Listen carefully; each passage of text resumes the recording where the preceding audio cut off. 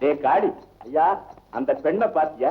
ஆஹா, அவ அழகு எப்படிறா? ஐயோ லட்டு பூச்சிக்கு அல்வா ஸ்லேப்பி, அழகு தகுந்த குணம், குணத்துக்கு தகுந்த வீரம்ங்க பயில்வான் மாதிரி.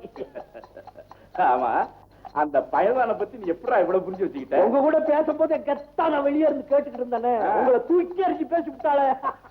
ஏய், அவளுக்கு எவ்வளவு திமிரு பத்தியா? ஐயா, நீங்க பெரியவங்க அப்படிலாம் சொல்லக்கூடாதுங்க. தாம் மனசுக்கு பிடிச்சவனை கட்டிக்கணும்னு சொல்றதுங்களா திமிரு? காடி, அவளை எப்படியாவது அவன் பங்களா கொண்டு சேர்த்து நடக்காதுங்க. என்னால கூடவா? உங்களால என்னங்க, கடவுளால கூட நான் உயிரோட இருக்கும் போது நடக்காதுங்க. ஏன்டா அப்படி சொல்றேன்? அந்த பொண்ணு ஓவரா லவ் பண்றதே என்ன தானுங்க. உங்களதான் லவ் பண்றாங்கடா. ஓவரா. எப்படா கல்யாணம்? கல்யாணம் என் தங்கச்சி கல்யாணம் முடிஞ்ச மறு நிமிஷமே எங்க கல்யாணம்ங்க.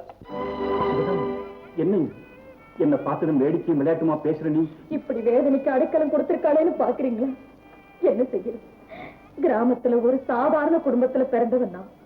பெரிய எடுத்து வாழ்க்கை முறையை பத்தி தெரிஞ்சுக்காம போனதுனால வந்த வேலை இது.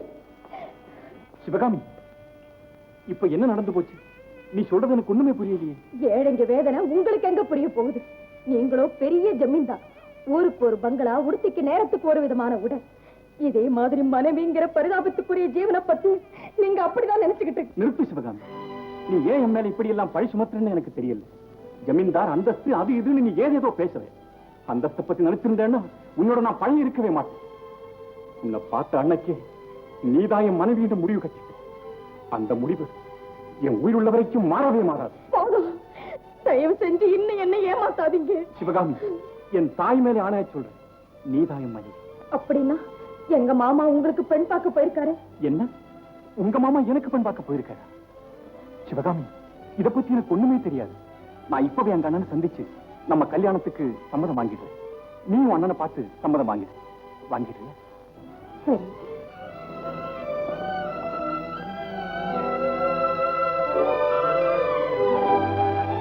நான் வரணும்.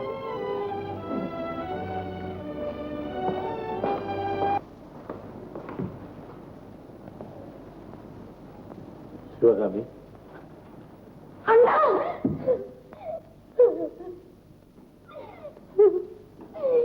என்ன மன்னிச்சிருந்தா, என்ன மன்னிச்சிருந்தா.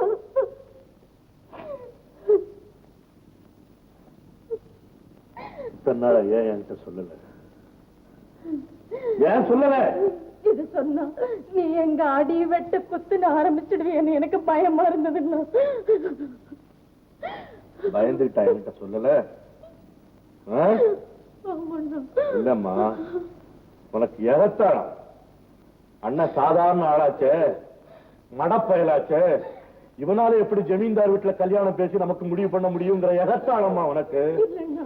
ஜமீன்தார் என்ன கொம்ப என்ன என்ன நினைச்ச? நீ பையனுக்கு பொண்ணை பிடிச்சு போச்சு, பொண்ணுக்கு பையனை பிடிச்சு போச்சு, அப்புறம் எந்த பயமா குறுக்க வராங்க? உனக்கும் ஜமீன்தாருக்கு கல்யாணம் பேசி முடிவு பண்ற, நீ உள்ள போமா. பெரியா பெரியா, வாடா வா. உங்களுக்கு சமாச்சாரம் தெரியுங்களா? என்னடா? உங்க தம்பி சின்ன ஜமீன்தாரும் என் தங்கச்சி சிவகாமியும் ஒருத்தருக்கு ஒருத்தர் தாராளமா மனசு விட்டு பழகுறாங்க.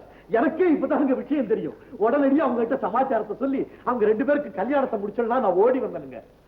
ஏடா காடி, ஏதாவது கனவு கண்டியா?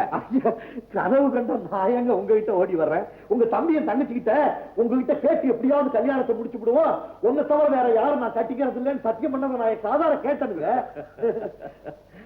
காடி, பணக்கார பசங்க புதுசா ஏதாவது பெண்களை கண்டா வழக்கமா இப்படிதாண்டா பேசுவாங்க. இத கேட்டுக்கிட்டு நீ என்கிட்ட வந்து சொல்றிய போடா.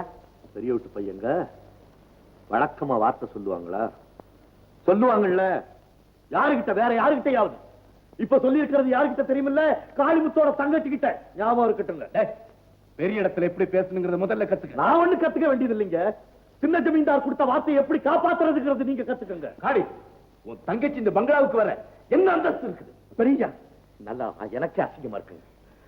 நான் கூட பேச மாட்டேன் இந்த பேச்ச. நீங்க பேசக்கூடாது, படிச்சவர். அந்தஸ்துக்கும் அந்தஸ்துக்குங்களா இப்ப கல்யாணம்? ஆணுக்கும் பொண்ணுக்கும் என்னங்க பெரிய அந்தஸ்து? ஜமீன்தாரா ஆளு அம்பு ஆனை சேனை எல்லாம் ஒரு நாளைக்கு புசுக்குன்னு புடிங்கிட்டு போயிடுவாங்க. மனுஷன் தானுங்க நிரந்தரமா நிப்பான். அவனு சொன்ன வார்த்தையை காப்பாத்தினாதான் நிரந்தரமா நிப்பான். இல்லாட்டி போனா அவனும் காணுமுத்து அளவுக்கு மீறி போகுது. உன் பேச்சு மட்டும் இல்ல, ஆசையும் கூட. ஏண்டா, உன் தங்கச்சி ஆசை நிறைவேறணுங்கிறதுக்காக என் ஜமீன் கௌரவத்தை குழி தோண்டி புதைக்க சொல்றியா? ஒண்ணு மட்டும் சொல்றேன், நான் உயிரோட இருக்கிற வரைக்கும் இந்த கல்யாணம் நடக்காது, நடக்கவும் விட மாட்டேன். மேற்கொண்டு ஊருக்குள்ள கண்ணா பின்னான்னு பேசிக்கிட்டு இருந்த பல உங்களையெல்லாம் சுட்டு பொசுக்கிவிடுவேன். சரியா? தாங்க மாட்டேங்க, தாங்க மாட்டேன். என்ன நாலு அடி அடிச்சிருங்க, பொறுத்துக்குவேன்.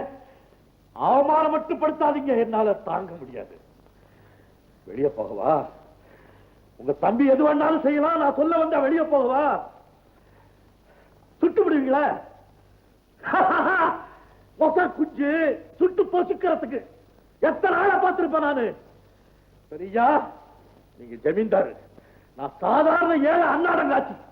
நீங்களும் பாருங்க, நானும் ஒரு கை பார்த்துக்கிறேன்.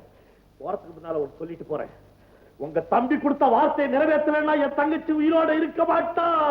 அவ மானசி, அவ சத்தானா நானும் உயிரோட இருக்க மாட்டேன், நானும் செத்து போயிடுவேன். ஆனா சும்மா சாவேன்னு நினைக்காதீங்க. இந்த ஜமீன்ல பெரிய ஜமீன்தார் சின்ன ஜமீன்தார் ஒரு கூழு குத்து விடாம எல்லாத்தையும் குறவனை கடிச்சு ரத்தத்தை குடிச்சுட்டா நான் சாவேன். பாருங்க, நீங்கள் பாருங்க, நானும் பார்க்கிறேன். இன்னும் பல வீடியோக்களை காண சன் லைஃப் சேனலை சப்ஸ்கிரைப் பண்ணுங்க.